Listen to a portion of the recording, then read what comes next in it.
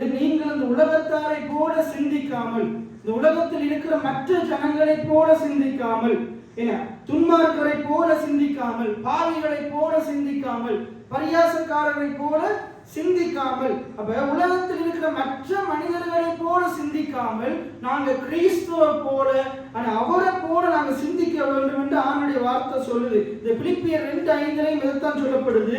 கிறிஸ்து இயேசுவில் இருந்த சிந்தையே உங்களிலும் இருக்க கடவுது. எல்லாம் சொல்லுங்க, கிறிஸ்து இயேசுவில் இருந்த சிந்தையே என்னிலும் இருக்க கடவுது. அப்படின்னா கிறிஸ்து இயேசு எவ்வாறு சிந்தித்தாரோ அதை போல நாங்களும் சிந்திக்கும் போது, கிறிஸ்து இயேசு எவ்வாறு செயல்பட்டாரோ அது போல நம்மாலும் செயல்பட முடியும். எத்தனை பேர் ஆமீன் சொல்றீங்க?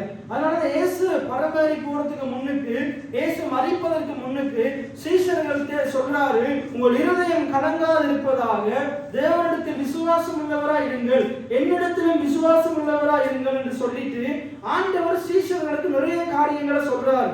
யோவான் 14ஆம் அதிகாரத்துல அவர் என்ன செய்யறாரு? அவங்களை திடப்படுத்துறார். அவர் சொல்றாரு, நான் போறேன். நான் எங்க போறேன்? நான் பிதாவின் இடத்துல போறேன். பிதாவின் இடத்துல, அவருடைய வீட்டுல, அங்க நான் போற இடத்துல அநேக வாசஸ்தலங்கள் உண்டு. இல்லாதிருந்தால் நான் உங்களுக்கு சொல்லி இருப்பேன். ஆனா நிச்சயமா அங்க என்ன இருக்குது? அநேக வாசஸ்தலங்கள் இருக்கு. ஆனா நான் உங்களுக்காக ஒரு ஸ்தலத்தை ஆயத்தம் பண்ண போகிறேன். எத்தனை பேர் ஆமீன் சொல்றீங்க? ஆகையினால நான் போறேன்னு நினைச்சு நீங்க கவலைப்படாதீங்க. நான் உங்களோடு கூட இருக்கும்படிக்கு தேற்றரவாளனாகிய ஆவியானவரை அனுப்புவேன். அவர் என்ன செய்வார்? உங்களுக்கு சத்தியத்தை போதிப்பார். நான் உங்களுக்கு சொன்ன சத்தியங்களை உங்களுக்கு நினைப்பூட்டி கொண்டே இருப்பார். இன்னைக்கும் பாருங்க, அநேக நேரத்துல நாங்க தொடர்ந்து வார்த்தைகளை கேட்கிறோம். ஏன் தொடர்ந்து சபைக்கு வரணும்னா, நாங்க சத்தியத்தை கேட்கறதுக்காக வரணும், சத்தியத்துக்கு செவி கொடுக்கிறதுக்காக வரணும். நாங்க சபைக்கு வரும்போதுதான் ஆவியானவர் அவருடைய ஊழியக்காரர்கள் மூலமாக சத்தியத்தை நமக்கு நினைப்பூட்டுவார். எத்தனை பேர் ஆமீன் சொல்றீங்க? இன்னைக்கு நான் ஏதோ புதிய காரியத்தை பேசல, ஒவ்வொரு ஞாயிற்றுக்கிழமையும் புதிய காரியத்தை பேசல. இயேசு கிறிஸ்து என்னத்தை போதிச்சாரோ, இயேசு கிறிஸ்து என்னத்தை சீஷர்களுக்கு போதித்தாரோ, அவங்க என்னத்தை இந்த வேதத்துல இயேசு போதித்தாரு, இயேசுவை பத்தி இந்த சத்தியங்கள் எழுதி வைத்திருக்கிறாங்களோ, அது ஆவியானவர் துணையோட ஆவியானவர் நம்ம ஒவ்வொருவருக்கும் நினைப்பூட்டுறார். எத்தனை பேர் ஆமீன் சொல்றீங்க? ஏனென்றால் நம்ம அநேக நேரத்தில் ஆண்டவரை மறந்துடுறோம், ஆண்டுடைய வார்த்தையை மறந்துடுறோம், சத்தியத்தை மறந்துடுறோம். என்ற நம்முடைய மனம் உலக பிரகாரமான காரியங்களை சிந்திக்கிறதா இருக்குது.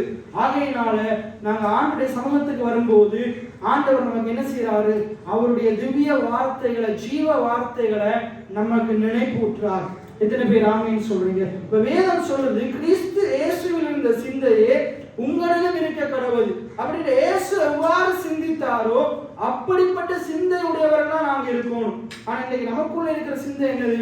உலக மனுஷன் எப்படி சிந்திக்கிறானோ அப்படித்தான் நம்ம சிந்திக்கிறோம், அப்படித்தான் நம்ம சிந்திக்கிறோம். இன்னைக்கு இந்த சமுதாயத்துல வாழ்கிற நாங்க, உதாரணத்துக்கு இங்க இருக்கிற உதயபுரத்துல வாழ்கிற ஜனங்கள் இந்த உதயபுரத்துல மற்ற ஜனங்களை போலதான் சிந்திப்பாங்க.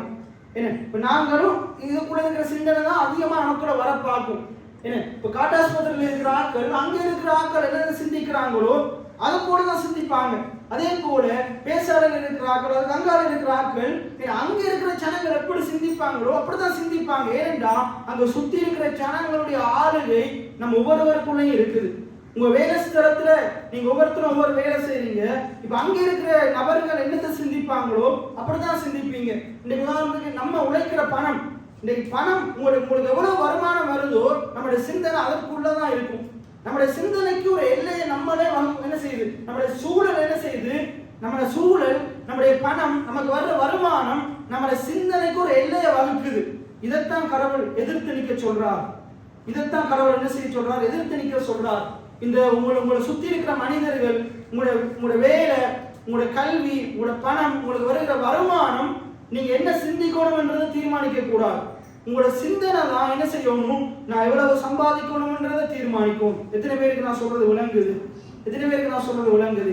எனக்கு உங்களுக்கு வருகிற அந்த பணம் தான் நீங்க எதை சிந்திக்கணும்ன்றதை தீர்மானிக்குமா இருந்தா உங்களால உலகத்துல வெற்றியா வாழ முடியாது. உங்களால வெற்றியா வாழ முடியாது. நீங்க சிந்திக்கிறத என்ன செய்யணும்? பணம் உங்களோட வேலையால இருக்கும். நேற்றைய தினத்துல நான் ஒரு பிரிண்ட் எடுத்துட்டு வந்தேன். பணத்தை பத்தி வேதம் என்ன சொல்லுதுன்ற ஒரு காரியத்தை பிரிண்ட் எடுத்துட்டு வந்து நான் இந்த மேசையில வச்சு ஜோசுவாவுக்கு சொன்னேன், இதெல்லாம் கொப்பியில எழுதுங்க. எழுதின பிறகு நான் அவர்கிட்ட கேட்டேன், ஏன்னா அதுல இந்த இவ்வளவு காரியம் இருக்குது, கிட்டத்தட்ட 100க்கும் மேற்பட்ட காரியங்கள் இருக்குது. இதுல உங்களோட அதிகமா உங்களுக்கு பேசின காரியம் என்ன அப்படின்னு சொல்லிட்டு நான் அவற்றையும் கேட்டு நான் என்னோட பேசினதை சொன்னேன். அதுல ஒரு வார்த்தை சொல்லுது, லூக்கால சொல்லுகிற வார்த்தையில, லூக்கா புஸ்தகத்துல ஒரு வார்த்தை சொல்லப்படுது. என்ன 2 எஜமானுக்கு நம்ம என்ன செய்ய முடியாது, வேலை செய்ய முடியாது. ஒன்று கர்த்தருக்கு வேலை செய்யணும், கர்த்தர் சொல்லுபடி நம்ம நடக்கணும். இன்னொரு எஜமான் யாருண்டா பணம் சொல்லுகிறபடி கேட்கணும். ஆனா வேதம் சொல்லுது, அந்த வேத பகுதி எடுத்து ஒரு ஊழியக்காரர் எழுதுறாரு, பணம் ஒரு கொடூரமான எஜமான். எல்லாம் சொல்லுங்க, பணம் ஒரு கொடூரமான எஜமான், ஆனா சிறந்த வேலைக்காரன். ஒரு விசுவாசிக்கு பணம் எஜமான இருக்கக்கூடாது, வேலைக்காரனா இருக்கணும். எத்தனை பேர் ஆமென் சொல்றீங்க? நம்ம முன்பு சொல்லிக் கொண்டிருந்தது போல நம்மளோட சிந்தனை நம்மளோட பணம் தீர்மானிக்க கூடாது, நாங்க எதை சிந்திக்கணும்ன்றது. இன்னைக்கு பாருங்க, நம்மளோட பணம் தான் நம்மளை சிந்திக்குது. நம்ம எதை வாங்கணும்ன்றத எது தீர்மானிக்குது, எதை சிந்திக்கணும்ன்றத எது தீர்மானிக்குது? பணம் தான் தீர்மானிக்குது. ஏனென்றா நம்முடைய வருமானம் தான் தீர்மானிக்குது. இன்றைக்கு உதாரணத்துக்கு நாளைக்கு உங்களோட பிள்ளைக்கு பிறந்த நாள் வச்சுக்கொள்ளுங்க. நாளைக்கு உங்களோட பிள்ளைக்கு பிறந்த நாள். இப்ப பெற்றோராகிய நீங்க போன கிழமையில இருந்து என்ன செய்ய ஆரம்பிச்சிருவீங்க, தீர்மானிக்க ஆரம்பிச்சிருவீங்க. எவ்வளவுக்கு உடுப்பு வாங்கணும், எவ்வளவுக்கு கேக் வாங்கணும், இப்ப சிந்திக்க ஆரம்பிச்சிருவீங்க. இப்ப இந்த சிந்தனை எதற்குட்பட்டதா இருக்கும்? உங்களோட கையில இருக்கிற பணத்துக்கு உட்பட்டதா தான் இருக்கும். உங்களோட கையில 4000 ரூபாய் பணம் இருந்தா நீங்க அதை வச்சுக்கணும் என்ன செய்வீங்க, சிந்திப்பீங்க. நான் இவ்வளவுக்கு இது வாங்கணும், அவ்வளவுக்கு அது வாங்கணும், மிச்சம் இவ்வளவு எடுக்கணும். அப்ப நம்முடைய இந்த பணம் வருமானம் என்ன செய்யுது, நம்மளோட சிந்தனை எப்படி இருக்குது, நம்மளோட பணத்தை சார்ந்துதான் இருக்குது, நம்மளோட காரியங்களை சார்ந்த, நமக்கு இருக்கிறத சார்ந்துதான் இருக்குது. ஆனா வேதம் சொல்லுது, அப்படி இருக்குமா இருந்தா எப்பயுமே உலகம் முடிவு வரைக்கும் நீ இப்படியே தான் இருப்ப. இதைத்தான் பில்கேட்ஸ், உலகத்துல மிகப்பெரிய பணக்காரன் பில்கேட்ஸும் இதைத்தான் சொல்றார். உங்க சிந்தனை எப்ப மாறுதோ அப்பதான் உங்களுடைய கையில செல்வங்கள் குவியும். எத்தனை பேர் ஆமென் சொல்றீங்க? செல்வங்கள் குவியும். ஆனா பைபிள் சொல்லுது, கிறிஸ்து இயேசுவில் இருந்த சிந்தையே உங்களிடம் இருக்க கடவுளே. இவ்வளவு நேரம் நான் சொன்னது அநேகருக்கு விளங்காம இருக்கலாம், நான் வேதத்துல இருந்தே சொல்றேன். 5 அப்பம் 2 மீன் இருக்குது. அங்க 5000 பேர் இருக்கிறாங்க. சீசர்கள் கையில 200 ரூபாய் பணம் தான் இருக்குது. இப்ப பாருங்க, இயேசுவில் இருந்த சிந்தனையை பாருங்க, சீசர்கள்ல இருந்த சிந்தனையை பாருங்க. சீசர்கள் என்ன செய்யறாங்க, இயேசு அங்க அடையாளம் காண்றாரு, ஜனங்கள் எல்லாம் பசியா இருக்கிறாங்க. அப்ப அவங்க சீசர்கள்ட்ட கேட்கிறாரு, அந்த ஜனங்கள் எல்லாம் பசியா இருக்கிறாங்க, அவங்க உண்ணுவதற்கு ஏதாவது உணவு ஏதாவது கிடைக்குமான்னு போய் பாருங்கன்னு சொல்லும் போது அவங்க எல்லா இடமும் போய் பார்த்துட்டாங்க, ஒரு உணவும் இல்லை. அப்ப அவங்க சீசர்கள் சொல்றாங்க, ஆண்டவரே, அவங்க ஏற்கனவே அந்த 12 சீசர்கள் பசியா இருக்கிறாங்க. சீசர்கள் சொல்றாங்க, அவங்க சிந்தனை எப்படி இருக்கு பாருங்க, ஆண்டவரே அவங்க எல்லாரையும் போயிட்டு சாப்பிட்டு வர சொல்லுங்க. ஆண்டவர் அவர்களை அங்க அவரே போஷிக்கணும் என்று விரும்புறார். ஆனா சீசர்களுடைய சிந்தனை எப்படி இருக்குது, அவங்க போய் சாப்பிட்டு வரட்டும், எங்கள்கிட்ட 200 ரூபாய் தான் இருக்குது, அது எல்லாருக்கும் போதாது, அது எங்களுக்கே போதாது, அப்ப நாங்க எப்படி மற்றவர்களுக்கு சாப்பாடு கொடுக்கிறது?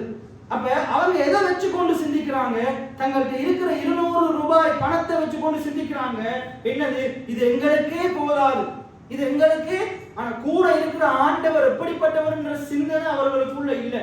ஆனா இயேசுவுடைய சிந்தனை எப்படிப்பட்டதா இருக்குது, இயேசுவுடைய கரத்துல ஒண்ணுமே இல்லை. அங்க சீசனுடைய கரத்துல 200 பணம் இருக்குது. 200 பணம் இருக்கிற சீசனுடைய சிந்தனை எப்படி இருக்குது, இது போதாது, இது பத்தாது. ஆனா ஒன்றுமே கையில இல்லாத இயேசுவுடைய சிந்தனை எப்படி இருக்குது, நான் வானத்தை அண்ணாந்து பார்த்தா, நான் அவரை நோக்கி கூப்பிட்டா அவர் இல்லாதவர்களை இருக்கிற விதமா கொண்டு வருகிற தேவனா இருக்கிறார். அப்ப இயேசுவுடைய சிந்தனை தேவனை சார்ந்ததா இருக்குது, தேவனை ஆதாரமா கொண்டதா இருக்குது. அவர் தன்னிட்ட எது இருக்குது, தன்னுடைய வருமானம் என்ன, தன்னுடைய பொக்கெட்டுக்குள்ள என்ன இருக்குதுன்றதை வைத்து தீர்மானிக்கிறவர் அல்ல. என்னோடு கூட இருக்கிற ஆண்டவர் பெரியவரா இருக்கிறார், அவர் போஷிக்கிறவரா இருக்கிறார், அவர் அற்புதங்களை செய்கிறவரா இருக்கிறார்.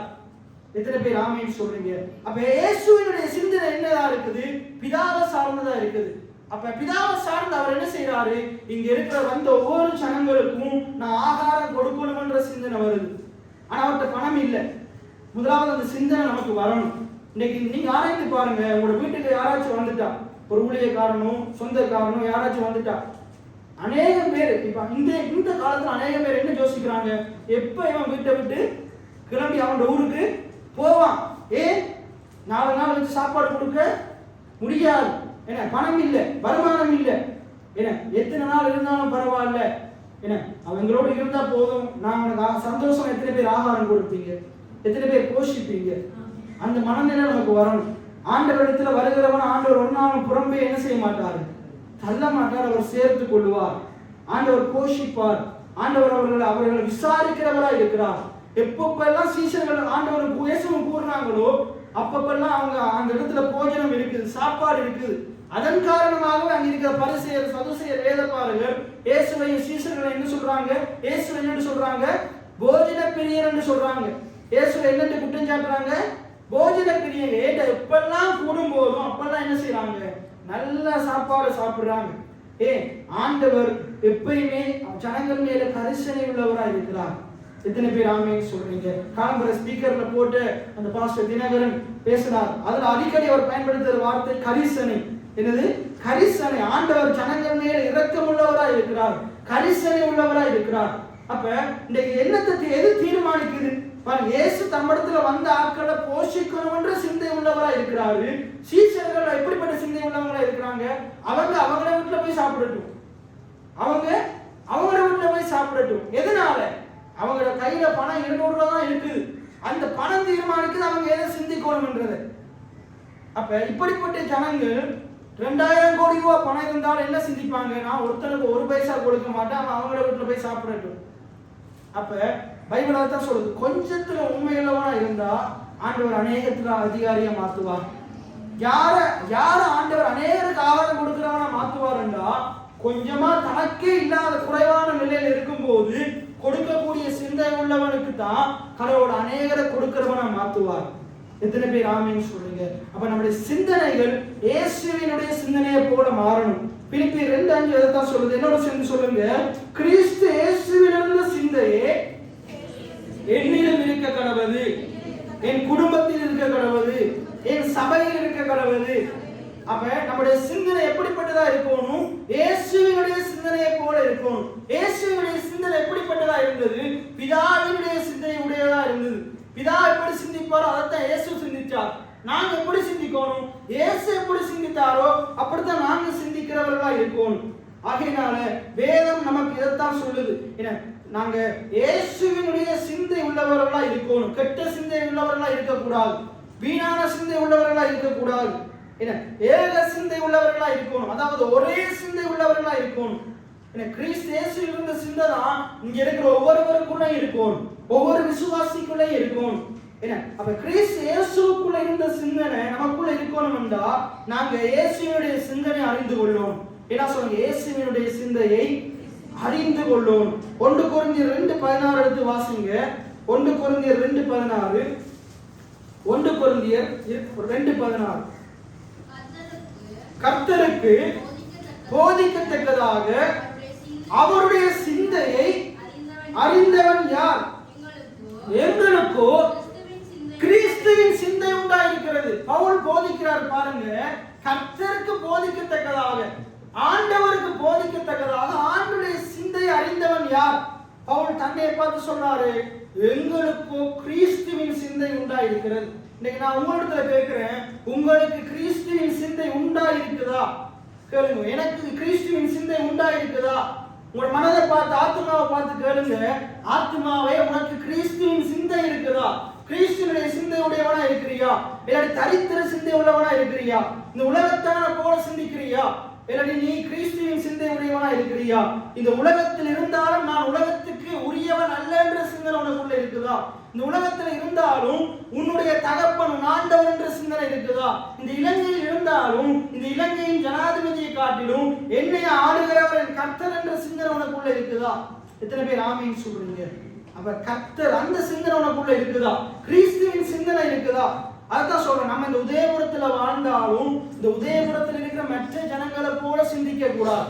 சிந்திப்போமா இருந்தா நம்மளும் அவர்கள் வாழ்கிற வாழ்க்கையை தான் வாழுவோம். அவங்களோட குடும்பத்தில் இருக்கிற பிரச்சனை நம்மளோட குடும்பத்துல இருக்கும், அவங்களோட குடும்பத்தில் இருக்கிற வியாதி நம்மளோட குடும்பத்திலே இருக்கும். இங்க இருக்கிறவர்களுடைய வியாதி நமக்குள்ள இருக்கும், இங்க இருக்கிறவர்களுடைய பாவ சாபங்கள் எல்லா அட்டூழியங்களும் நமக்குள்ள இருக்கும். ஆனா நம்ம இந்த இடத்துல வாழ்ந்தாலும் நம்மளோட சிந்தனை கிறிஸ்துவின் சிந்தனையா இருக்கும் போது என்ன, அவர்களும் ஒரு நாள் கிறிஸ்துவின் சிந்தை உள்ளவர்களா மாறுவாங்க. எத்தனை பேர் ஆமென் சொல்றீங்க? இன்னைக்கு நம்முடைய சிந்தனை மாறாததுனாலதான் நம்முடைய வாழ்க்கை மாறல, நம்முடைய சிந்தனை நம்முடைய வாழ்க்கை மாறாததுனாலதான் இங்க இருக்கிற ஜனங்களும் மாற போறது கிடையாது, ஜனங்களுடைய சிந்தையும் மாற போறது கிடையாது, ஜனங்களுடைய வாழ்க்கையும் மாற போறது கிடையாது. பைபிள் சொல்லுது ஒரு மனுஷனுடைய வாழ்க்கை எப்படி இருக்கும்னா அவனுடைய சிந்தனை எப்படி இருக்குதோ அப்படித்தான் வாழ்க்கை இருக்கும். எங்க சொல்லுது? நீதிமொழி 23:7 சொல்லுது. என்ன சொல்லுங்க? ஒரு மனிதனுடைய நினைவுகள் எப்படியோ, சிந்தனைகள் எப்படியோ, யோசனைகள் எப்படியோ அப்படி அவன் இருக்கிறான். அதுதான் உலகத்துல சொல்லுவாங்க, எண்ணம் போல் வாழ்க்கை. நான் எண்ணத்தை எண்ணுறனோ அப்படிதான் இந்த வாழ்க்கை இருக்கும். உதாரணத்துக்கு இந்த ரூம் எப்படி இருக்கணும் மட்டும் நான் கடந்த நாட்கள்ல நினைச்சனோ, 5 வருஷத்துக்கு முன்னாடி நினைச்சனோ, பேசினனோ, அது இப்ப அப்படித்தான் ஆகிக்கொண்டு இருக்குது. எத்தனை பேர் ஆமேன்னு சொல்றீங்க? அதே போலதான் என்ன உங்களுடைய வாழ்க்கை எப்படி இருக்க போகுதுண்டா நீங்க எப்படி ஆகணும் என்று விரும்புகிறீங்களோ அப்படித்தான் ஆகும். எத்தனை பேர் ஆமேன்னு சொல்றீங்க? இப்ப நம்முடைய சிந்தனை தரித்திர சிந்தனையா இருக்கக்கூடாது, குறைவான சிந்தையா இருக்கக்கூடாது, இயேசுவின் சிந்தை உள்ள சிந்தையா இருக்கணும். இயேசு என்னத்தை விரும்புவார்? ஒரு தகப்பன், நல்ல தகப்பன் தன் பிள்ளை எப்படி ஆகணும் என்று விரும்புவான். அவன் கல்வியிலும் ஒழுக்கத்திலும் எல்லாத்திலையும் நாளுக்கு நாள் வளரணும்னு விரும்புவான். அப்ப ஆண்டவர், நல்ல ஆண்டவர் என்னத்தை விரும்புவாரு? என்ற பிள்ளைகள் பனையை போல செழிக்கணும், லீபனோனில கேதுருவை போல வளரணும், அவங்க முதிர் வயதிலும் கனி தந்து பசுமையும் புஷ்டியுமா இருக்கும். முதிர் வயதிலையும் காஞ்சி போன கருவாரமா இருக்கக்கூடாது, காஞ்சி போன பணவளமா இருக்கக்கூடாது. முதிர் வயதுல எப்படி இருக்கணும்? கனி தந்து பசுமையும் எப்படி இருக்கணுமா? புஷ்டியுமா இருக்கணும். முதிர் வயதிலையும் எப்படி இருக்கக்கூடாது? சரீரத்துல ஒண்ணு இல்லாத போல அப்பையும் புஷ்டியா தான் இருக்கும். அதைத்தான் கடவுள் விரும்புகிறார். எத்தனை பேர் ஆமேன்னு சொல்றீங்க? அதுதான் கடவுளுடைய சிந்தனை. கடவுள் நம்மளை குறித்து வைத்திருக்கிற சிந்தனை என்னண்டா, நீதிமானாகிய நாங்க பனையை போல செழிக்கணும். அப்படின்னா பனை எப்படி வெட்ட வெட்ட வளருதோ, என்ன பனையை நீங்க பாருங்க, அந்த கீழே வளருகிற அந்த இதை வெட்ட வெட்ட திருப்பி என்ன செஞ்சிருது? வளர்ந்துருது. அதுக்கு நீங்க நம்ம தண்ணி ஊத்துறோமா? நீதிமான் அப்படித்தான் வளரும், அப்படித்தான் பெருகும். கேதுருவை போல, லீபனோனில் இருக்கிற கேதுருவை போல அவன் வளருவான். கர்த்தருடைய ஆலயத்திலே நாட்டப்பட்டவர்கள் தேவனுடைய பிரகாரத்தில் பஞ்சம் பட்டினி வறுமையோடு இருப்பார்கள் என்று வேதம் சொல்லல. அவங்க செழிப்பா இருப்பாங்க, அவங்க நாளுக்கு நாள் முன்னேறுவாங்க. அப்ப கர்த்தருடைய சிந்தனை என்னது? இந்த இடத்துல இருக்கிற ஒவ்வொருவரும் எல்லாவற்றிலையும் வளரணும், எல்லாவற்றிலையும் பெருகணும். எத்தனை பேர் ஆமேன்னு சொல்றீங்க? அப்ப அவருடைய சிந்தனையை நம்ம அறிந்து கொள்ளணும். இந்த வசனம் அவருடைய சிந்தனையை வெளிப்படுத்துது. சங்கீதம் 92 கடைசி 3 வசனமும், இப்ப நான் வாசிச்சது அந்த வசனங்கள் தான். சங்கீதம் 92 கடைசி 3 வசனங்களும் இந்த கர்த்தருடைய சிந்தனையை வெளிப்படுத்துது. அதாவது நீங்களும் நானும் எப்படி இருக்கணும். இன்னொன்று 112ஆம் சங்கீதத்தை எடுத்துக்கொள்ளுங்க. கடவுள் நம்மளை குறித்து வைத்திருக்கிற சிந்தனை, கடவுள் இந்த இடத்துல இருக்கிற உங்களை குறித்து வைத்திருக்கிற சிந்தனை. 112ஆம் சங்கீதம் 1ஆம் வசனத்திலிருந்து வாசிங்க. அல்லேலூயா. கர்த்தருக்கு பயந்திருக்கிற நம்மளை குறித்து ஆண்டவர் வைத்திருக்கிற சிந்தனையை பாருங்க. கர்த்தருக்கு பயந்து அவருடைய வசனத்தில் மிகவும் பிரியமா இருக்கிற நீங்கள் பாக்கியவான்கள். கர்த்தருடைய வசனத்துல பயந்திருக்கிற, அந்த வசனத்துல பிரியமா இருக்கிற உங்களுடைய சந்ததி இந்த பூமியில எப்படி இருக்குமா? எப்படி இருக்குமா? பலத்திருக்குமா? என்ன பலத்திருக்கும். தொடர்ந்து வாசிங்க. செம்மையான உங்களுடைய வம்சம் எப்படி இருக்குமா? ஆசீர்வாதமா இருக்கும். அப்படின்னா பழகி பெருகி பூமியை நிரப்பி என்ன எல்லாவற்றையும் ஆண்டு வருவீங்க. அது ஆசீர்வாதம், ஆசீர்வாதமா இருக்கும். கடவுளுக்கு பயந்து வசனத்தின்படி நடக்கிற உங்களுடைய வீட்டுல என்ன இருக்கணும்? உங்களோட வீட்டுல என்ன இருக்குன்னு கேட்டா நம்ம என்ன சொல்லுவோம்? ஐயோ மீனகாசு எங்க இருக்கிறீங்கன்ற சோகத்தை என்னட்ட ஒன்றுமே, அப்படித்தான் நானே சொல்லுவோம். ஒன்றுமே இல்லை, ஒன்றுமே. உதாரணத்துக்கு சொல்றேனே, சீஷர்கள் 3 வருஷம் இயேசுவோடய ஊழியம் செய்து, 3 வருஷம் இயேசுவோடய ஊழியம் செய்து இயேசுனுடைய போதனைகளை கேட்டு அற்புத அடையாளங்கள் எல்லாம் பார்த்து பேதுருவும் சொல்ற, ஆண்டவரே நீர் ஜீவனுள்ள தேவனுடைய குமாரன், இந்த உருட்டெல்லாம் உருட்டி. யோவான் 21ஆம் அதிகாரத்தை எடுத்துக்கொள்ளுங்க. யோவான் 21ஆம் அதிகாரத்துல வாசிக்கும் போது இதை அப்படியே வச்சு கொண்டுடுங்க. யோவான் 21ஆம் அதிகாரம், யோவான் 21ஆம் அதிகாரத்துல பிள்ளைகளே உங்களிடத்தில் ஏதாயிலும் உண்டான்னு ஆண்டவர் கேட்கிறார். அந்த வசனத்தை வாசிங்க. யோவான் 21ஆம் அதிகாரம். அப்பொழுது அவர்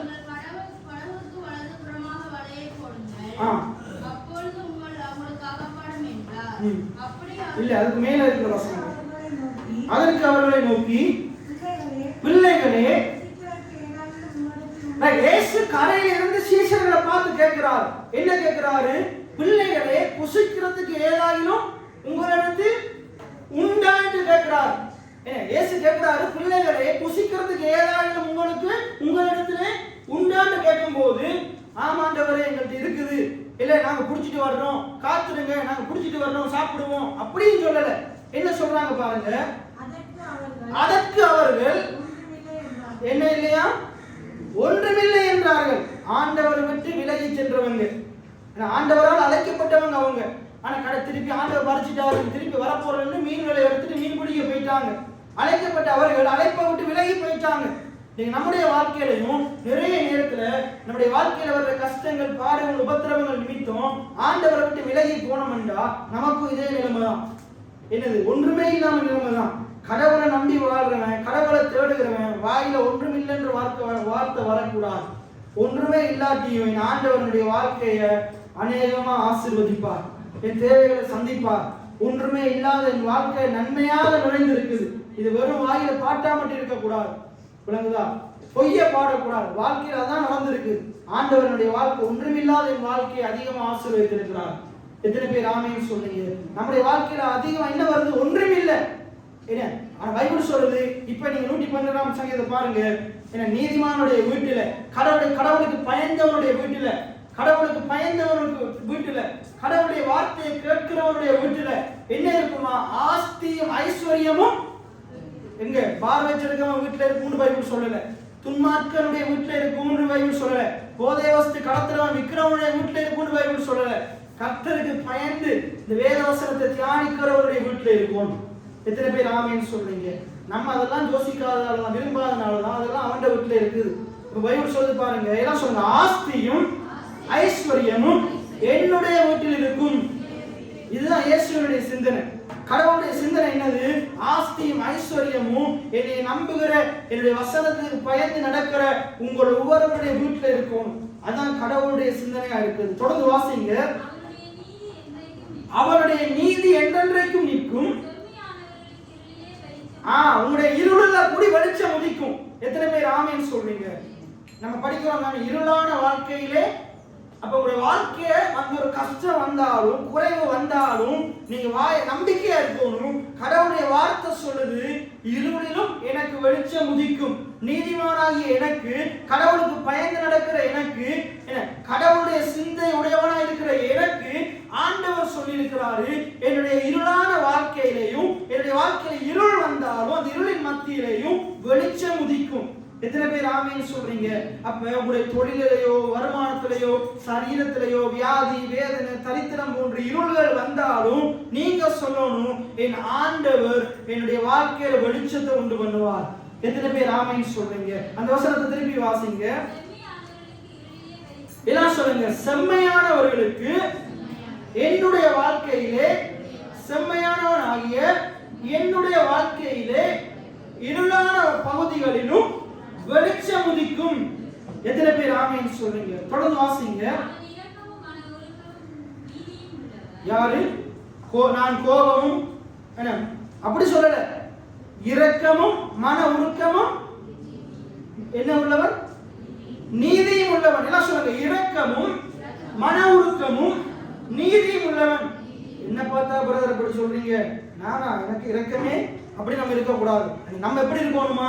இரக்கமும் மன உருக்கமும் நீதியும் உள்ளவர்களா இருக்கணுமா? தொடர்ந்து வாசிங்க. கையேந்தி கடன் வாங்கி என்று சொல்லல. எப்படி சொல்லல? நீதிமான், கடவுளை நம்புகிறவன், கடவுளுக்கு பயந்தவன் கையேந்தி கடன் வாங்கி அப்படி சொல்லல. இறங்கி கடன் கொடுத்து. எல்லாம் சொல்லுங்க. நான் இறங்கி கடன் கொடுத்து. வாசிங்க. நான் எப்படிப்பட்டவனா இருக்கணும்னு கடவுள் சிந்திக்கிறாரு. நீங்க எப்படிப்பட்டவனா இருக்கணும்னு கடவுள் சிந்திக்கிறாரு. கடன் அவன் கேட்டு வரலாட்டி, நான் உனக்கு உதவி செய்யவா, நான் உனக்கு கடன் தரவா என்று இறங்கி கடன் கொடுத்து நியாயமானபடி காரியங்களை செய்கிறவனா இருக்கணும். ஏமாத்துகிறவனா, வஞ்சிக்கிறவனா இருக்கக்கூடாது. ஆனா இன்றைக்கு நம்ம கிறிஸ்தவர்கள், சபை மக்கள், கடவுளை தேடுகிறவங்க மற்றவனை ஏமாத்துகிறவங்களா இருக்கிறாங்க. அநியாயம் இருக்கிறாங்க. என்ன அப்ப அப்படிப்பட்டவர்கள் நாங்க என்ன செய்யக்கூடாது? இருக்க கூடாது. தொடர்ந்து வாசிங்க. நீ இப்படி எல்லாம் கடவுளை நம்பி கடவுளுக்கு பயந்து வசனத்தை கேட்டு இப்படி எல்லாம் வாழணும் என்றா நீ பயப்பட தேவையில்லை, நீ அசைக்கப்பட தேவையில்லை. ஏனென்றா கடவுள் நம்பிக்கை ஆதாரமா இருக்கிறதுனால கடவுள் உன்னை மென்மேல் ஆசீர்வதிப்பார், உன் மூலம் அநேகர் ஆசீர்வதிப்பார். நீ என்ன செய்ய தேவையில்லை, எதை நினைச்சும் கலங்கவும் பயப்படவும் தேவையில்லை, நீ அசையாம உறுதியா இருப்ப. எத்தனை பேர் ஆமீன் சொல்றீங்க? தொடர்ந்து வாசிங்க. நீதிமான் நித்திய கீர்த்தி உள்ளவன், அவன் பயப்பட மாட்டான். அவன் எல்லா விதத்திலும் ஆசீர்வதிக்கப்பட்டிருக்கிறதுனால உலகத்துல என்ன துர்ச்செய்தி வந்தாலும் இவனுடைய வாழ்க்கையில எப்பயும் நற்செய்தி தான் நிலைத்திருக்கும். எத்தனை பேர் ஆமீன் சொல்றீங்க? ஆகையினால நாங்க கிறிஸ்துவின் சிந்தை உள்ளவர்களா இருக்கணும். கிறிஸ்து என்னத்தை சிந்திக்கிறாரு பாருங்க. 92ஆம் சங்கீதம் சொல்லுது, அதே போல 91ஆம் சங்கீதம் சொல்லுது, உன்னதமானவர் மறைவில் இருக்கிறவன் சர்வ வல்லவருடைய நிழலில் தங்குவான். அவனுக்கு என்ன இருக்கு? அவன் வீட்டை வராது, அணுகாது, பொல்லாப்பு நேரிடாது. அவன் எப்பயும் நீடித்த நாட்கள் ஆண்டவர் நிலைத்திருக்க பண்ணுவாரு, சமாதானத்தை ரட்சிப்பை காண்பிப்பாரு அப்படின்னு ஆண்டவர் என்ன செய்யறாரு? உங்களுக்கு ஒரு பாதுகாப்பை சொல்றார். 91ஆம் சங்கீதத்துல செழிப்பு இருக்குது, 92ஆம் சங்கீதத்துல ஜனங்களுக்கு பாதுகாப்பு இருக்குது. ஜனங்களுக்கு கடவுளுடைய பாதுகாப்பு இருக்குது. விளங்குதா? கடவுளுடைய பாதுகாப்பு இருக்குது. இந்த 112ஆம் சங்கீதம் சொன்னது நீதிமான் எப்படி இருக்கணும், கடவுளுக்கு பயந்தவன் எப்படி இருக்கணும். இதுதான் கடவுள் உங்களை குறித்து சிந்திக்கிற காரியமா இருக்குது. அப்ப 1 கொரிந்தியர் 2:16 சொல்றது, கர்த்தருக்கு போதிக்கத்தக்கதாக அவருடைய சிந்தையை அறிந்தவன் யார்? பவுல் சொல்றாரு, எங்களுக்கோ கிறிஸ்துவின் சிந்தை உண்டாயிருக்கிறது. என்ன சொல்லுங்க? எங்களுக்கோ கிறிஸ்துவின் சிந்தை உண்டாயிருக்கிறது. எத்தனை பேர் ஆமீன் சொல்றீங்க? அப்ப இதுதான் கிறிஸ்து சிந்திக்கிறார். அப்ப நாங்க கிறிஸ்துவின் சிந்தை உள்ளவர்களா இருக்கணும். கிறிஸ்து இயேசுவின் அந்த சிந்தையை நம்மள இருக்கணும். இந்த உலக பிரகாரமான சிந்தனை இருக்கக்கூடாது. ரோமர் 12:2 சொல்கிறது போல இந்த உலகத்தில் இருக்கிற மக்களை போல சிந்திக்காதிருங்கள். இன்னைக்கு நான் இங்க உதயபுரத்துல வாழ்ற ஜனங்களுக்கு சொல்றேன், இந்த உதயபுரத்துல வாழ்கிற மற்ற ஜனங்களை போல சிந்திக்காதீங்க. எப்படி? அவனுக்கு தொழில் படல, எனக்கும் தொழில் படாது. அவனுக்கு வருமானம் இல்லை, எனக்கு வருமானம் இருக்காது. அவன் வீட்டுல தண்ணி வரல, இந்த வீட்லயும் தண்ணி வராது. அவன் வீட்டுல வெள்ளம் கட்டுது, எந்த வீட்லயும் இப்படியே தான் இருக்கணும். இல்ல, கர்த்தர் வழி இல்லாத இடத்திலையும் அவாந்தர வழிகளையும் ஆண்டவர்களுக்கு ஆறுகளை பாய்ந்தோடும்படிக்கு செய்வார். எத்தனை பேர் ஆமீன் சொல்றீங்க? இப்ப நீங்க என்ன செய்யணும்? அறிக்கை செய்யணும், விசுவாசிக்கணும், சிந்திக்கணும். இன்னைக்கு சில காரியங்கள் உங்களோட வீட்டுல இல்லாம இருக்கலாம், ஆனா நீங்க விசுவாசிக்கணும், ஆண்டவர் என்னை அதிகமா ஆசீர்வதிப்பார். எத்தனை பேர் ஆமீன் சொல்றீங்க? சில காரியங்களை வாங்க முடியாத நிலைமையில இருக்கலாம். நீங்க சொல்லணும், ஆண்டவரின் கையின் பிரயாசங்கள் ஆசீர்வதிப்பாரு, எனக்கு பாக்கியமும் நன்மையும் உண்டாயிருக்கும். எத்தனை பேர் ஆமீன் சொல்றீங்க? என்னோட சரீரத்துல வியாதி இருக்கலாம், துன்மார்க்கும் பக்கத்து வீட்டுக்காரருக்கும் கடவுள் அறியாதவனுக்கும் அந்த வியாதி இருக்கலாம். அவனும் என்னத்தை சிந்திக்கிறான்? கெரிய செத்து போயிருவோம் அப்படி. அப்ப நீங்களும் அதை சிந்திக்க கூடாது. உங்களுக்குள்ள கிறிஸ்துவின் சிந்தனை இருக்கணும், கிறிஸ்துவின் சிந்தனை இருக்கணும். ஆண்டவருடைய சிந்தனை யாரும் வியாதியா இருக்கிறது ஆண்டுடைய சிந்தனை கிடையாது. வியாதியஸ்தனை சொஸ்தப்படுத்தணும் ஆண்டவர் விரும்புகிறார். யாரும் ஒன்றுமில்லாமல் இருக்கிறது ஆண்டுடைய சிந்தனை கிடையாது. ஒன்றுமில்லாத படகையும் நிரப்புறது தான் கடவுளுடைய சிந்தனையா இருக்குது. அவன் ஆண்டவர் சொல்றாரு, அவங்க சொல்றாங்க ஒன்றுமில்லை அப்படின்னு சொல்லும் போது அவர் சொல்றாரு, படகுக்கு வலதுபுறத்துல வலைய போடு அப்படின்னு சொல்லும் போது வலதுபுறத்துல வலைய போடும் போது அங்க 153 பெரிய மீன்கள். அதை என்ன செய்ய இழுக்கிறதுக்கு கஷ்டமா இருந்ததா, அந்த அளவுக்கு ஆண்டவர் அதிகமா அந்த படகை நிரப்புனார். எத்தனை பேர் ஆமீன் சொல்றீங்க? அப்பதான் யோவானுக்கு விளங்குது, என்ன விளங்குது? இவர் கர்த்தர் என்று விளங்குது. அப்ப பேதுரு என்ன செய்யறாரு? துணியை கட்டிட்டு அப்படியே கடல்ல குதிக்கிறார். கடல்ல திருப்பி ஆண்டவர் சொல்றாரு, என்னை பின்பற்றி வாருங்கன்னு ஆண்டவர் சொல்றார். ஆகையினால நம்முடைய வாழ்க்கையிலையும் நாங்க கிறிஸ்துவின் சிந்தை உள்ளவர்களா மாறணும். இல்லாட்டி இந்த சவால் நிறைந்த இந்த கடைசி கால உலகத்துல, சவால் நிறைந்த உலகத்துல வெற்றிகரமா வாழ முடியாது. கிறிஸ்துவின் சிந்தை இல்லாட்டி நம்ம இருக்கிற மாதிரியே தான் இருப்போம், ஒரு குளத்தை போலதான் இருப்போம். அப்படியே இருந்தோம்னா வாழ்க்கை நாரி போயிடும். நாங்க ஓடுகிற நதியா இருக்கும் போதுதான் நம்முடைய வாழ்க்கை நாரி போகாது. அது எப்பயுமே சுத்தமானதாக இருக்கும், எப்பயுமே நிரம்பி வழிகிற பாத்திரத்துக்கு போல ஆசீர்வாதமானதா இருக்கும். எத்தனை பேர் ஆமீன் சொல்றீங்க? ஆகையினால இந்த உலகத்துல நான் கடந்த நாட்கள்ல ஒரு நாள் போதிக்கும் போது சொல்லியிருக்கிறேன், ஒரு உயிருள்ள மீன் என்ன செய்யும்? ஒரு உயிருள்ள மீன் ஒரு வெள்ளப்பெருக்கு வந்தாலும், ஒரு நீர் அருவி ஓடி வந்தாலும், ஒரு உயிருள்ள மீன் என்ன செய்யும்? அந்த வெள்ளப்பெருக்கு போற பக்கத்தால போகாது. ஒரு மீனுக்குள்ள உயிருக்குமா இருந்தா அது அப்படியே தண்ணி அடிச்சு செல்லுகிற பக்கம் போகாது. ஒரு உயிருள்ள மீன் என்ன செய்யும்? அது எதிர்நீச்சல் போட்டு என்ன செய்யும்? முன்னோக்கி செல்லும். ஏன்னா இந்த உலகமும் நம்ம வாழ்கிற சூழ்நிலையும் நம்முடைய தொழிலும் நம்முடைய வருமானமும் நம்மளை முன்னேற்ற முடியாதபடிக்கு நம்மளை கடன் வாங்குற நிலைமைக்குள்ள கொண்டு போகமா இருந்தா நம்மளும் அதோடு சேர்ந்து இழுத்து அடிபட்டு போய்கொண்டு இருக்க கூடாது.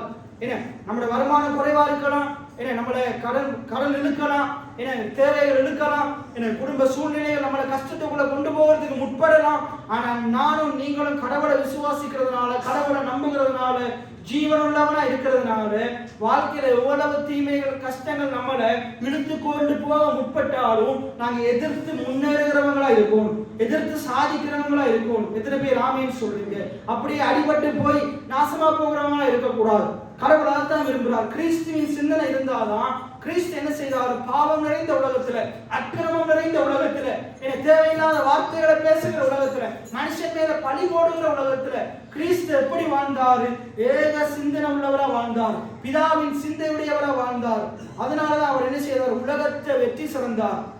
நாங்களும் அவரை போல ஜெயம் கொள்ள அழைக்கப்பட்டவர்களா இருக்கிறோம். எத்தனை பேர் ஆமேன்னு சொல்றீங்க? அப்ப நம்ம அவரை போல சிந்திக்கும் போதுதான் நம்முடைய வாழ்க்கையில வருகிற பிரச்சனைகளை ஜெயிக்க முடியும், சூழ்நிலைகளை ஜெயிக்க முடியும், கடனை ஜெயிக்க முடியும், குறைவுகளை ஜெயிக்க முடியும். எத்தனை பேர் ஆமேன்னு சொல்றீங்க? அப்ப நம்முடைய சிந்தனை மாறணும் என்று கடவுள் விரும்புகிறார். நம்முடைய சிந்தனை இயேசுவின் சிந்தனையை போல மாறணும். எல்லாம் சொல்லுங்க, என்னுடைய சிந்தை இயேசுவின் சிந்தையை போல மாறணும். கிறிஸ்து இயேசுவில் இருந்த சிந்தையே என்னிலும் இருக்க கடவுள்.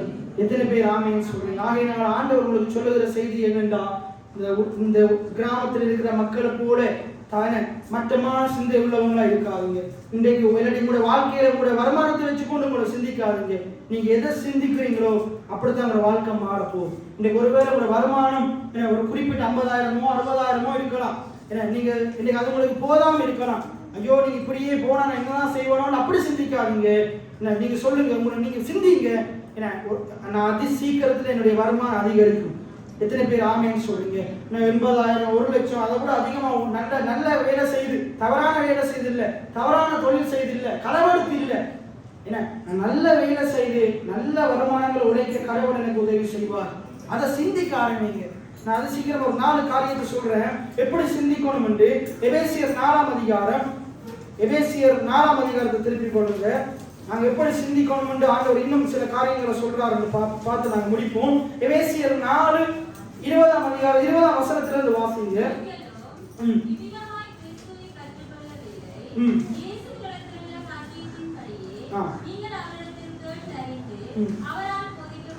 அவரால் போதிக்கப்பட்டிருக்கிறீர்கள்.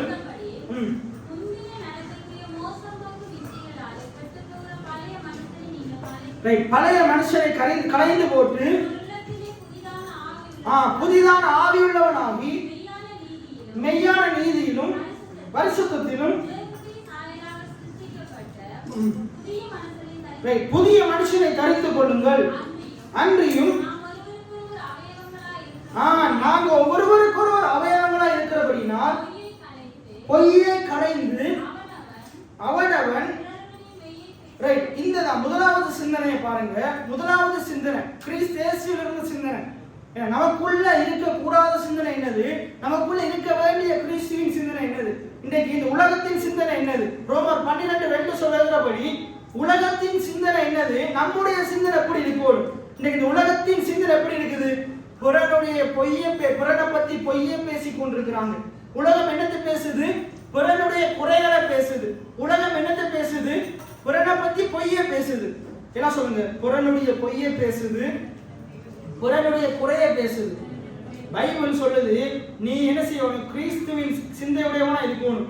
கிறிஸ்துவ புதிய மனுஷனை தரித்துக் கொள்ளணும். இந்த புதிய மனுஷன் எப்படிப்பட்டவனா இருக்கணும் என்றா, புறனுடைய பொய்யால பேசக்கூடாது. நான் உங்களை பத்தி பொய்யான காரியங்களை பேசக்கூடாது. அவன் அப்படி செஞ்சான் இப்படி செஞ்சான், அதே போல அவனை பத்தி குறையும் பேசக்கூடாது. அதுல சொல்லுங்க பாருங்க, வசனத்தை திருப்பி வாசிங்க. என்ன சொல்லுங்க? நாங்கள் ஒருவருக்கு ஒருவர் அவயவங்களா இருக்கிறபடியினால் வாசிங்க.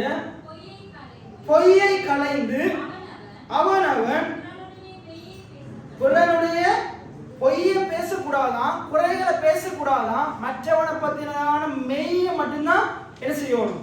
பேசணும். தொடர்ந்து வாசிங்க. அடுத்து என்ன சொல்றாரு? கோபம் கொள்றது தப்பில்லை, கோபம் கொண்டாலும். ஆனா உலகம் என்ன சொல்லும்? அவன் உனக்கு செஞ்சுட்டானா என்ன செய்யும், எப்படியாச்சும் அவனுக்கு 4-5 அப்படித்தான் உலகம் சொல்லும். ஆனா ஆண்டவர் சொல்றாரு, என்ன சொல்றாரு? உனக்கு கோபம் வந்தாலும் என்ன செய்யக்கூடாது, பாவம் செய்ய கூடாது. அப்படின்னா பாவம் என்னது? தேவனுக்கு எதிரானது.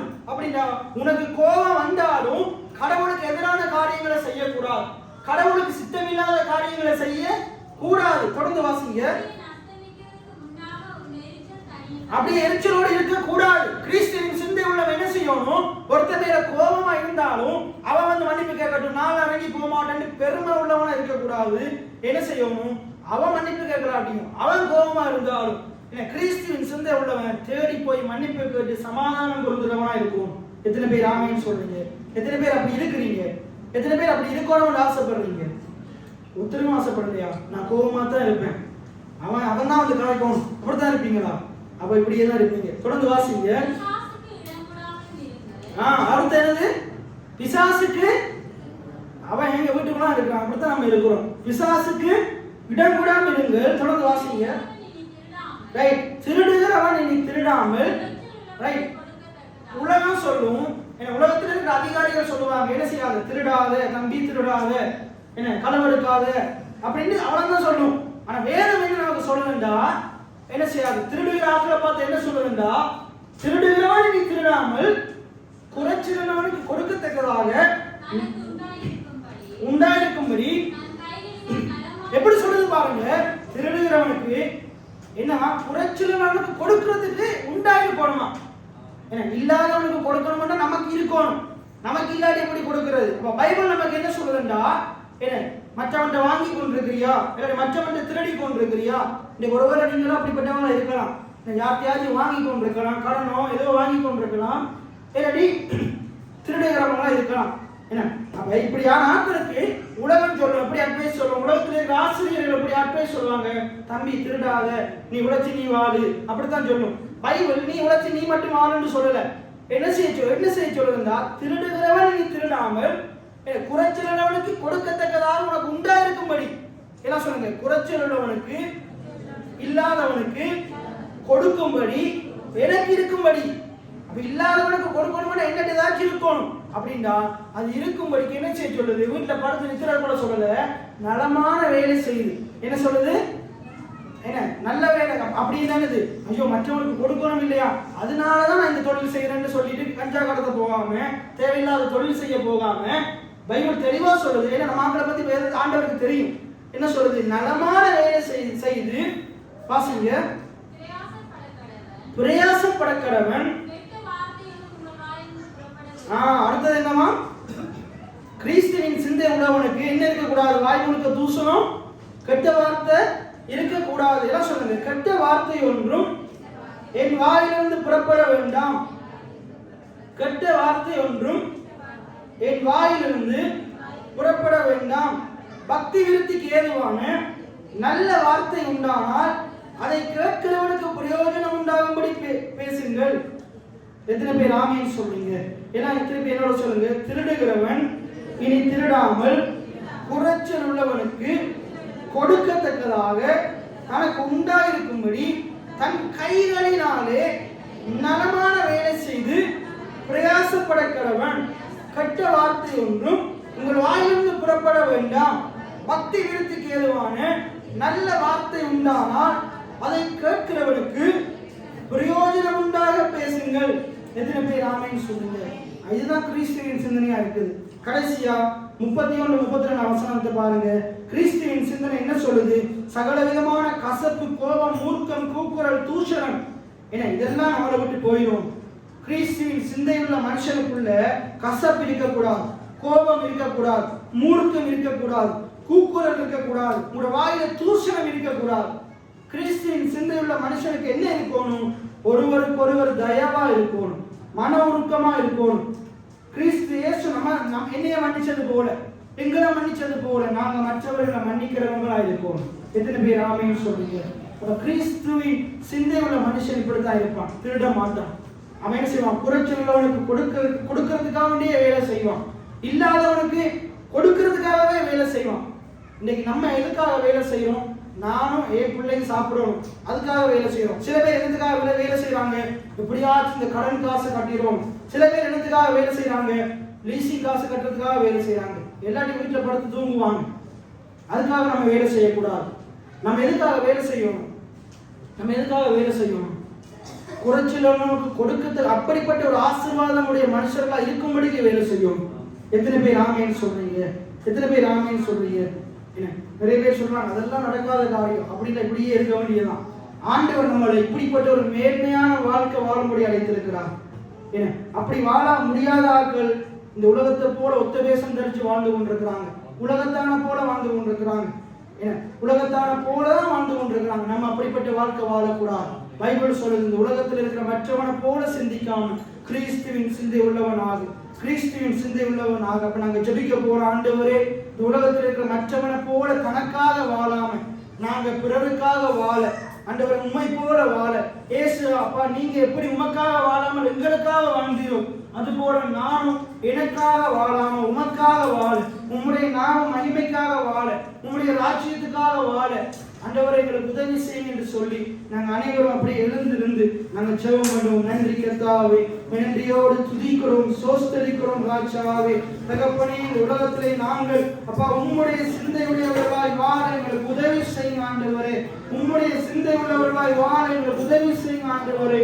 எனக்காக வாழாமல் ஆண்டவரே உமக்காக வாழ ஆண்டவரே என்னை உருவாக்குங்க ஆண்டவரே.